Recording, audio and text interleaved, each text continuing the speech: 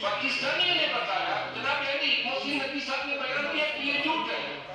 محسن نقوی صاحب جو ہے وہ تو نقوی ہے, امام علی نقی سے ان کا سلسلہ نیابت بنتا ہے, امام حسین اکبر کی اولاد ہے, کیوں کر یہ اپنے مسئلے کے لوگوں کے حوالے سے غلط بیانی کر رہا ہے.